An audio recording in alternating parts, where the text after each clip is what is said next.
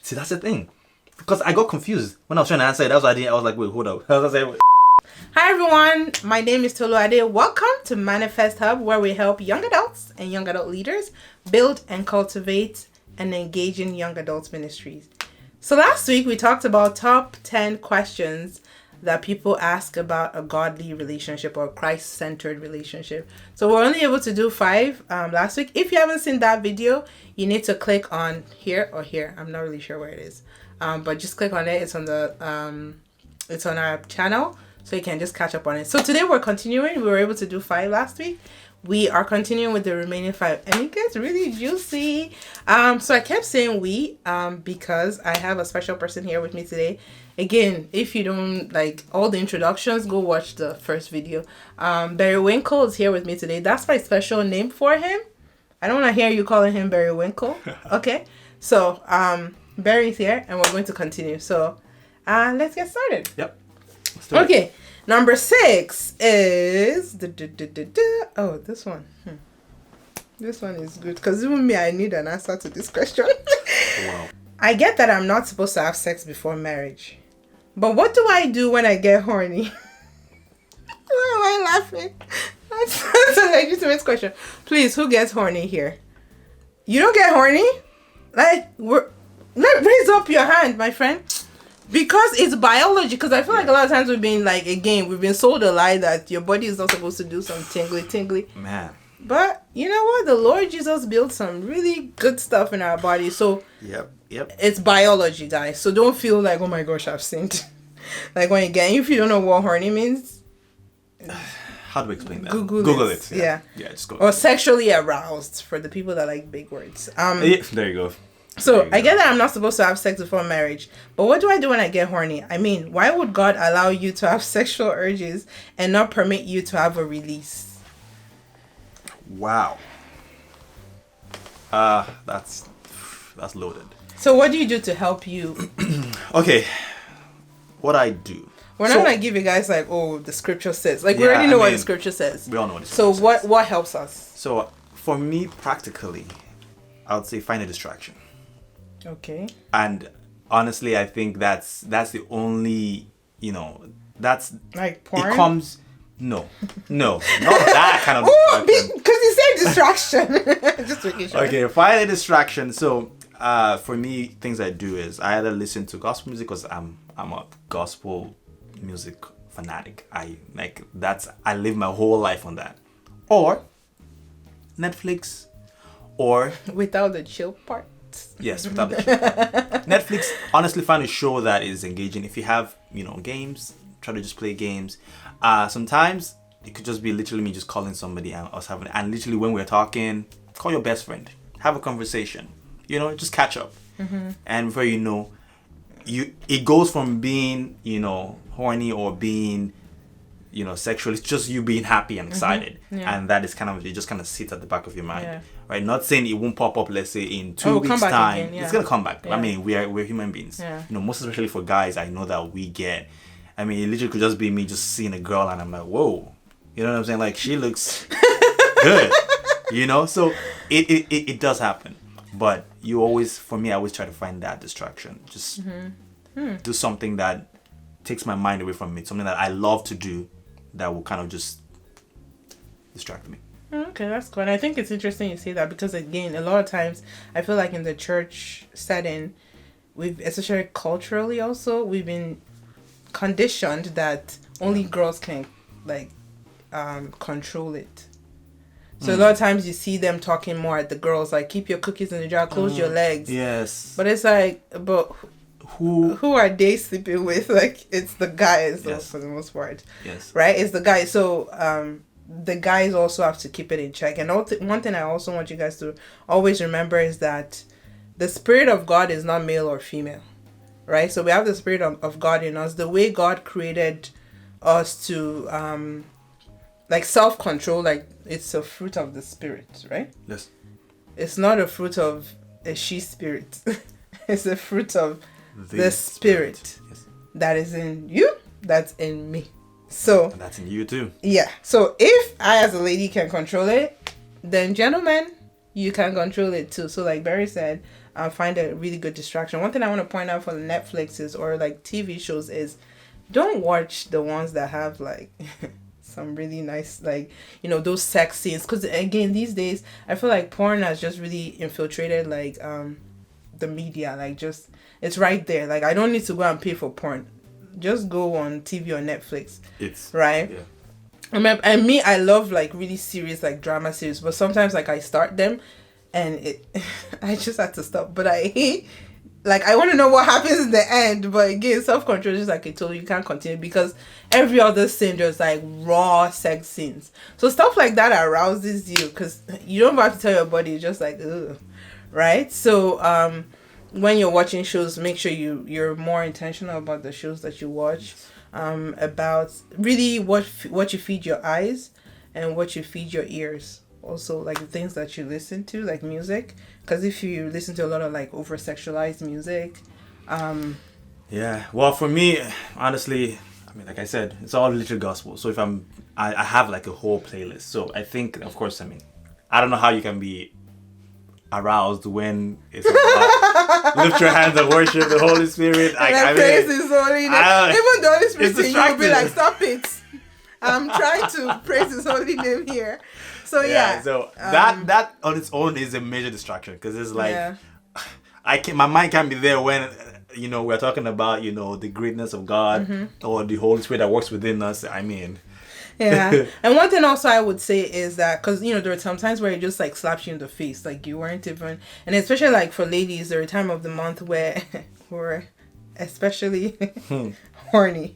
So if you have a boo, I would say try to kind of limit too much like like, you know, touchy, like cuddly, because again, like nobody like, you know, wants to fornicate and nobody wants to have sex outside of marriage, but this body, this flesh is like, it wants to do, like Paul was saying, the things I want to do, I don't do them. The things I don't want to do, I do them. Because our flesh is like this with the spirit. It's trying to, it's trying to gain weight, right? And our flesh feeds off of what it sees, like what comes from outside. Yes. Right? So, you know, during those seasons, definitely kind of try to reduce as much like stuff that would encourage it, because what you feed grows. Yes, for sure. Right. So yeah, that's one thing I would say. What other things that does like also works for me?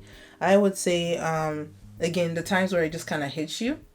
It's something I actually do pray about. Like if you know you're one of those people where, for me, my love language is touch and quality time. So yeah. Right. Like especially if it's somebody you're dating.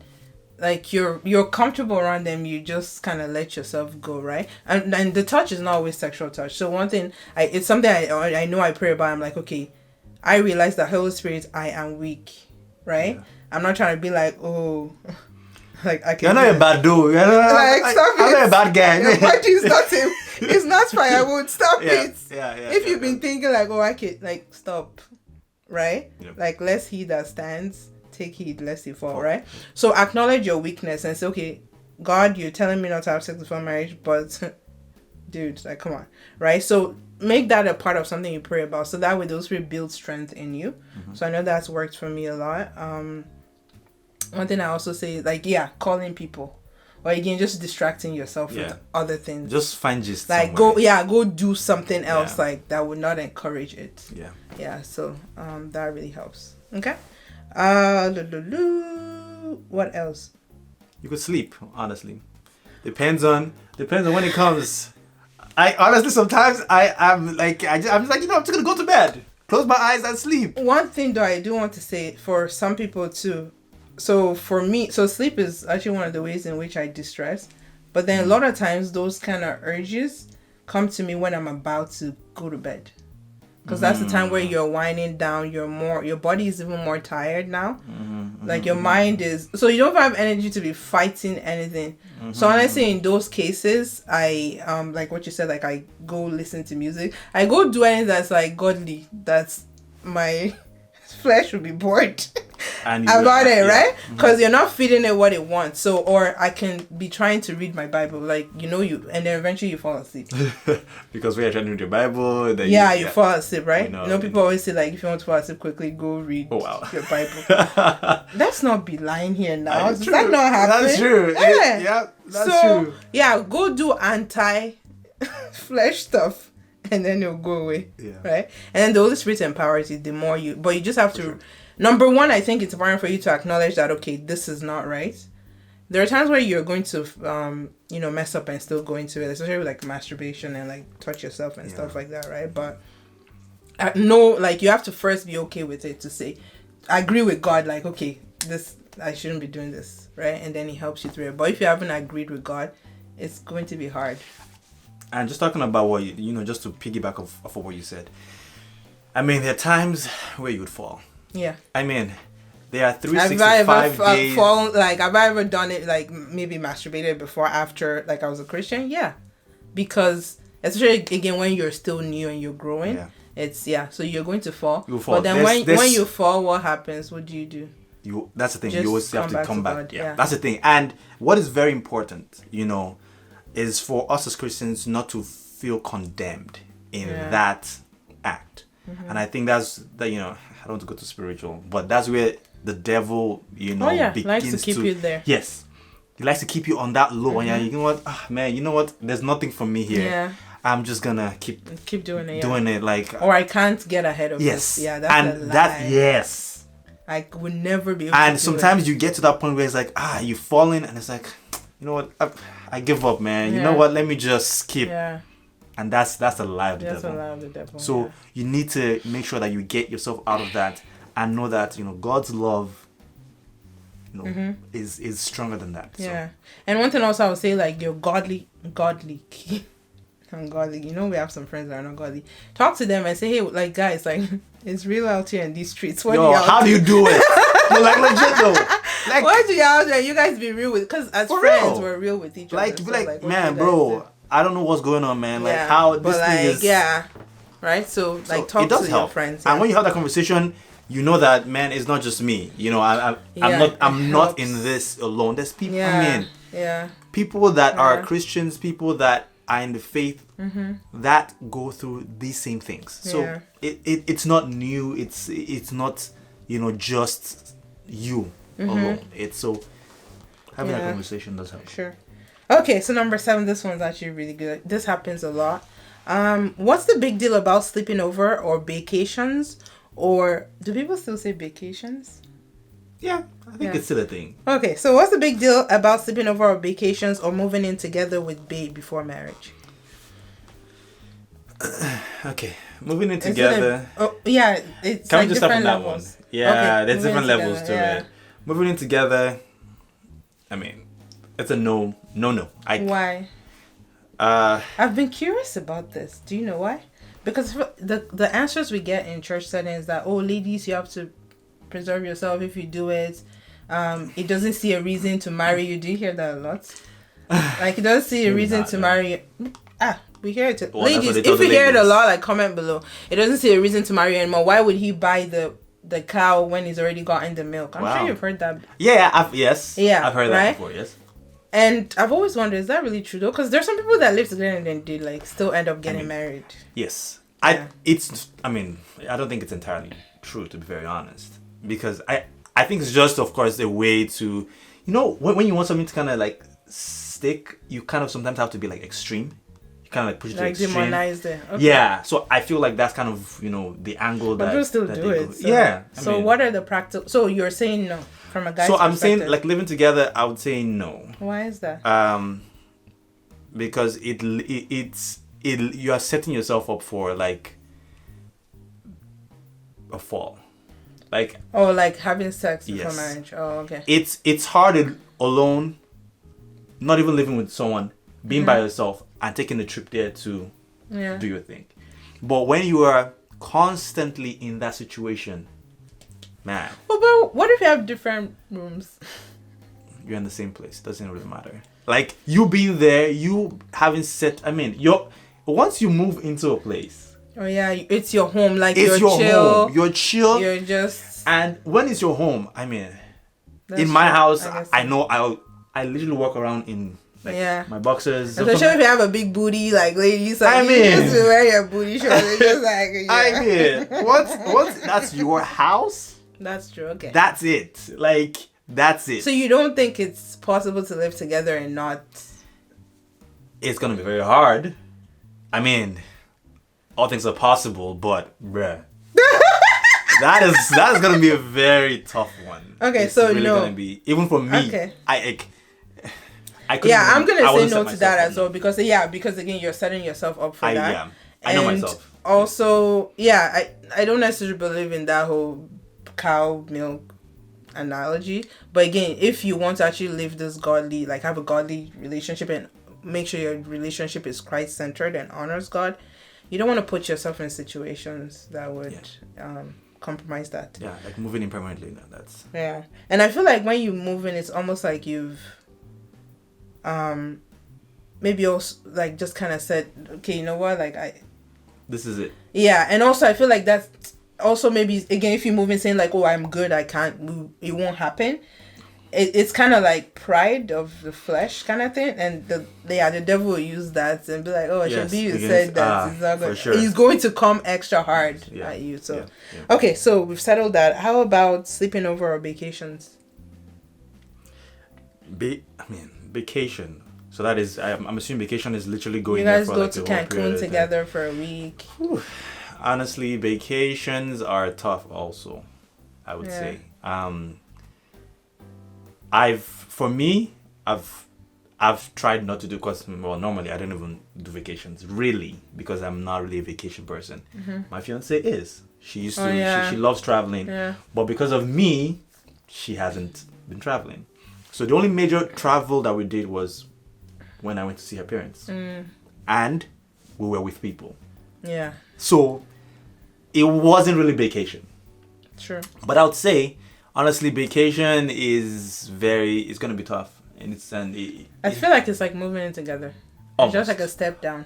Yes. It's just 'Cause you if you're moved in there together like- for a week. Yeah. And then also when you're on vacation, like anything goes Any- up. Like I just free. Stress free. Nobody's around that knows yeah. you. Vacation, right? yeah. Yeah. When you think about it, yes, I think vacation is going to be a very, very tough one. So one thing I say though, like an exception to that, but then that doesn't happen often, is that if it's like a group yes. thing, right? Where Yes. again, all of you guys are on the same, like you have the same value systems, like nobody's messing around. Yeah. So it won't be one of those like, oh, let's say Barry and like not that. Let's say so. Let's say me and my Lebu and my other friend and his Lebu and you and Coco, we all go on vacation together. And then let's say like at the end of the night, like it should be one of those situations where if you both of you are saying, oh guys, we're turning in, like we're gonna, like I should be able to call you. I'll be like, you guys, no, let's not start. So guys, exactly, right? So it has to be friends where you guys can tell each other the truth for real and nobody gets offended, and you're looking out for each other. Yes, pretty much. Yeah. And even I feel right from the get go. This is the thing, right from when you guys are planning this. Vacations. This vacation. Yeah. And I guess at that point it's not vacation anymore, it's a group vacation. Yes, well, whatever. Let's call it vacation. We have bays going together. Yeah, sure. Let's call it that. Yeah. I feel like before you actually establish everything, you have to all agree to have it. Rules. Yes. Yeah. And even those ground rules, I feel, very importantly, sleeping arrangements. Yeah. Yeah. Okay. Yeah, that's true. So Like all the honestly, girls sleep once together. yes, Yeah. once yeah. you have the sleeping arrangements Yeah. True. put in Yeah. place, I think that's usually not saying you can't have sex any time of the day. Yeah. Really, Yeah, you could that's have sex true. Yeah. in broad daylight. It could be, but I just feel like that saying, okay, you know what? Hey guys, we're together. Yeah. Girls are together. Yeah. In the morning, we all come and come hang and- out yeah, together yeah. and have fun. Yeah. But Yeah. once it's time to sleep, the guys have, we chill Yeah. together and the ladies do your thing. Go your thing. Yeah. So I think with that, once you have that, you should be hopefully good. Okay. So then now finally sleeping over. Take this one. Have I ever slept over at a man's house when I was a Christian? Guys, I told you I'm going to be real and vulnerable and open with you. Yes. Did anything happen? No. But then here's where I come from. Especially if it's somebody that maybe you like or you're dating. If somebody like, there's always those gossipy people at church. They see you guys like, sister thing came over and they haven't left and they did not leave until the next morning. And you say nothing happened. Like, they're really going to believe you. Like, who's really going to believe you? That's one angle I look at it from. Right? Like really though, even though again, people always say, well, our relationship is between me and God sees everything. Yeah, even though God might believe you, but like, you're not really setting a good precedence for like maybe, and especially for somebody like me that's like, I'm a leader. That's something that I wasn't a leader then, but now that I'm a leader, I'm more conscious of that. Even though I don't think it's a big deal like that, people can sleep overnight and things like that, and nothing would genuinely happen. They'll probably maybe not. They might not even sleep on the same bed, and genuinely not happen. They just went to sleep, and everybody like. But again, like, I'm really gonna believe like you guys.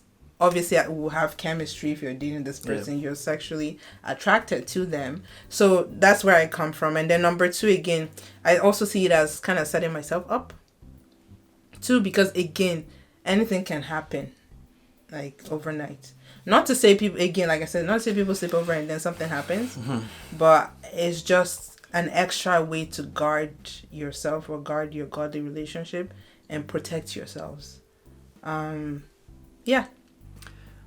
I would say sleeping over, like, I think you also mentioned that. For me, it's not really a big deal. I think also it kind of depends on the circumstances. I know there was a point in time there was a point in time where I had work like so far, and it didn't make sense for me to go from where I lived to work back. Sometimes I'm working late, and like it was just it didn't make sense. Someone actually suggested it to me. Why don't you just move over to your girl's place, during the week? Then during the weekends you can go back. And I thought about it. I was like, it does make sense logically, just because the trips you have to make. It's a logic thing. But I was like, man, I wouldn't, because for me that seemed like living together. Yeah. Right? And I was like, no. I'm like, I'm okay with if I have to, let's say, go somewhere, or, let's say I worked late and there's traffic, or I'm so tired and I can't make it back. For me, I'm okay with that. Like, you know what? I need a place to crash. Can I crash over? Like, yeah, with a friend. And I'm out of here by the next day, whatever. So that, for me, I'm more okay with that than, coming and saying, you know what, from Monday to whenever, Wednesday, from Monday to Thursday, I'm living in this place. Yeah. That is a little tougher for me to,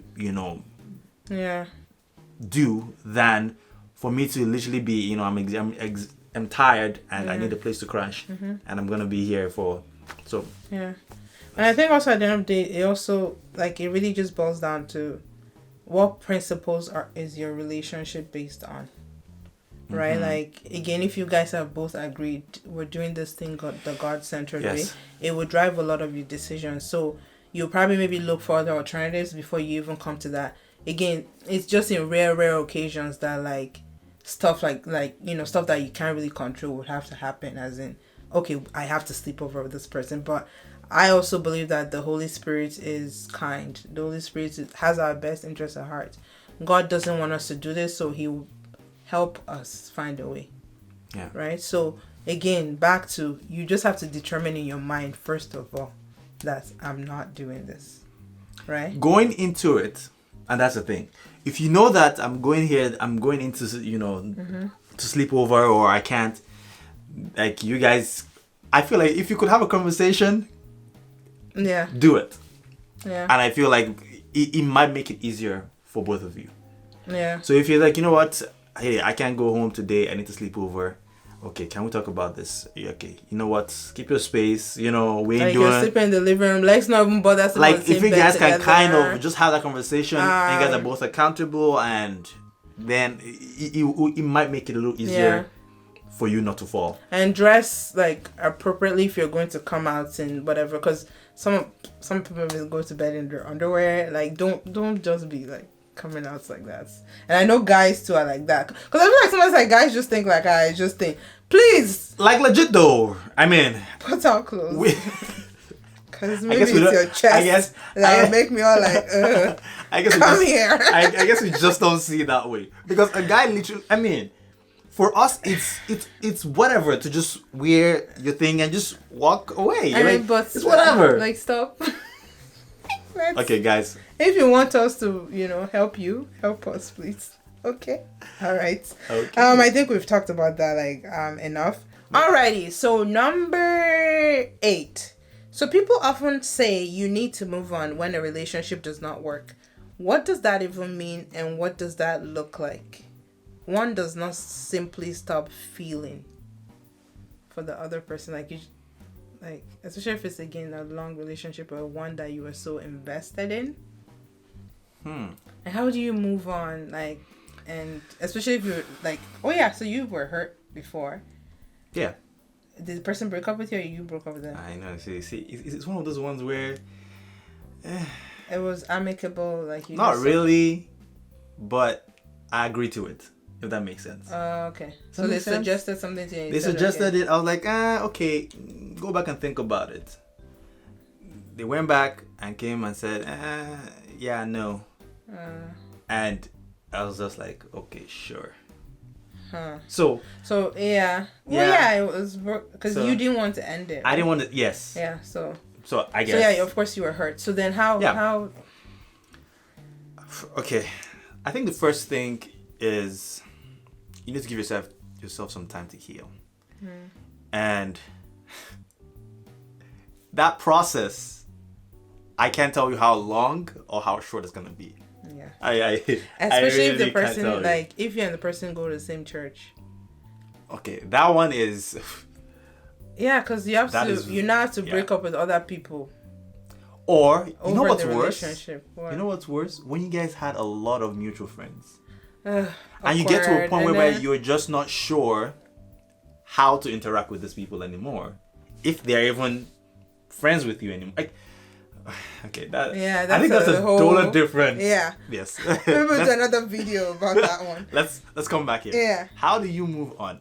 First of all, you have to give yourself some time to heal. I would say usually when you start the process, give yourself at least like 6 months. Okay. I feel like that's a good enough time. It could take longer though for some people. No, that's why I said at least. Yeah. Where it doesn't feel like it's a rebound. Okay. You know what I'm saying? Yeah. So you need to give yourself a good time to heal. And maybe if you feel like, I'm not there yet. Yeah. Then a very good one also I would say is try not to be in too close of a proximity with the person. What do I mean? What do I mean by that? Yeah. When it comes to like social media is one thing. Oh yeah. Social media. Like you still want to stalk them. You know, or if you follow the person and they post something and it's like, man, this person looks good. You know what I'm saying? Like, it's like, she looks good. But, I mean, you can't say that. Like, yeah. But that just kind of stretches your healing time. process. Yeah. Right. So, I've always thought I was weird, like, because me, I ripped the bandage. Like, I just ripped the bandage. Like, that's how I deal. And you blocked the person? Wow.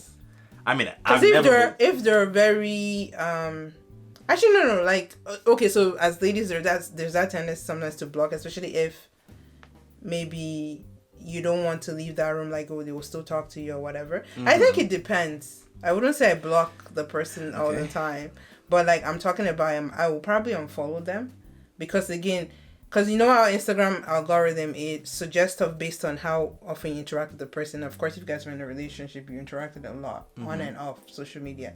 So like their lives will be popping up closer, not lives, like Instagram stories will be Coming. Like it will be like circly there. Yes. They'll be showing up on your feed because again you guys interact more often. So maybe I'll probably unfollow them because I don't want to feel like, do you know what I mean? Like, and if they're now having fun, even though they might be hurting too, but you know on social media that's the worst one. We're all it's good. Like how dare right? Yeah. So yeah. I wouldn't know. That's I mean, me. I've never unfollowed before. But I feel like guys is different, yeah. You know, guys, we like to act like we're tough, you know. You guys have us fooled, that's for sure. I mean, to some extent, we have that, you know, that ego. Yeah. That's, you know, that ego that is like, you know, whatever, you know, I'm good. But the thing is, sometimes when you have a conversation with someone and there's some things that you say and it's like, man, I've truly not let this person go because yes, I want this person to, but I don't want them to have that much fun, you know, like like that's a valid feeling. You know, it's like I don't want you to have that much fun. Yeah, like whatever. Fun and I suck right here. You know, it's like like this. All of those things kind of just you know just stretch that healing process. Yeah. So I would say, if you want to unfollow, if that's what you know does the trick for you, by all means, because the less you see of that person, it helps, the easier it makes. You know, then when it comes, you know, to having mutual friends, I would say, I mean, I've seen someone, I had a friend, and what she had to do was just decline some of the invitations. Okay. I know, I mean, of course, it's obvious, you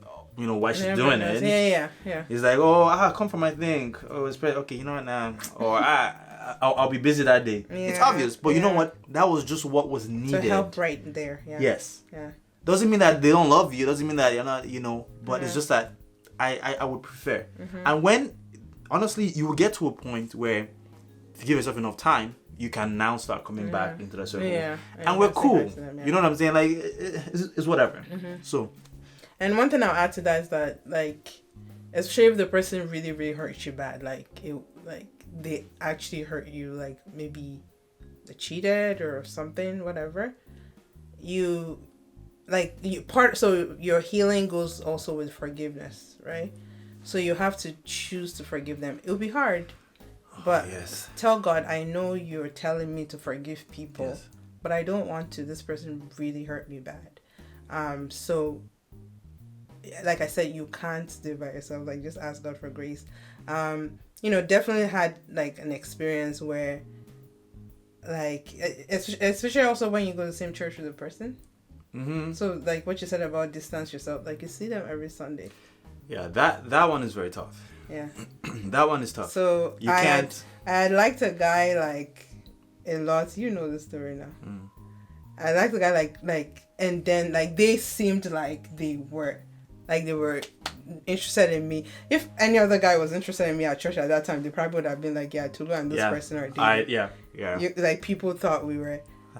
They probably would have just blocked your. Like they have that. So, but anyways, you know, I just kind of went on vacation and came back, and this person just had a girlfriend in church. So you can imagine my hurt. Like I was really hurt, and it took me. I needed God to actually help me to forgive. There was a point where I thought I had let it go, but I hadn't. Yeah.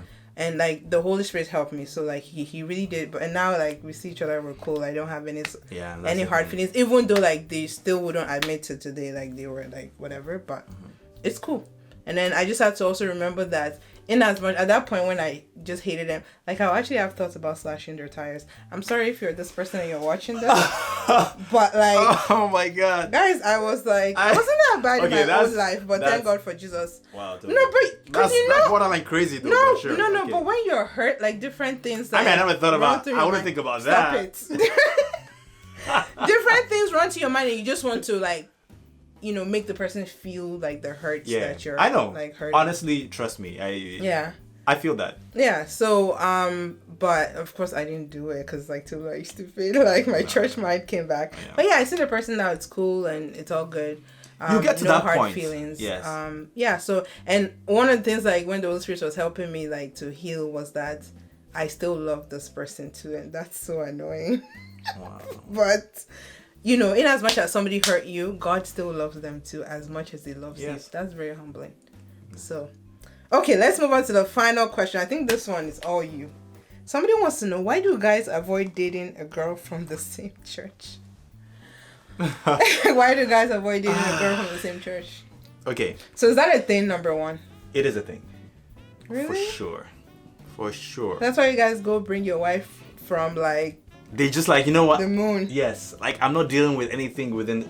So there's so many ways. Honestly, this question is so loaded because there's so many reasons why. But... You know what? Maybe we should just give them put this on a cliffhanger and make them come back. Should we make this a whole separate video? You could probably do that. Okay. Yes. So you know what, guys? We're going to make this a whole separate video, and I'll probably have like maybe three guys for you, including Barry. Barry, you willing to come back? Sure. Not that he has a choice. I don't have a choice. But you know what? Let's just end it at that. We're going to have a whole separate like video about why do guys avoid dating a girl from the same church. Oh, I'm so excited about that conversation. Man. That's gonna be good. But you know what, guys? We've had a lot of fun. Yes. We have. Thank you so much for joining us on this episode of Manifest Up. If you haven't subscribed, what should you do? Subscribe right now. And you gotta follow us on social media, Manifest Hub. The link will be down below. Let your friends know about this. If you love this video, please give it a thumbs up. If there was anything you resonated with or you had questions, specific questions, put them down in the comments below, and we look forward to seeing you on the next episode. Say bye to the audience. Bye, guys. Our people, our tribe. Talk to you guys later. Bye.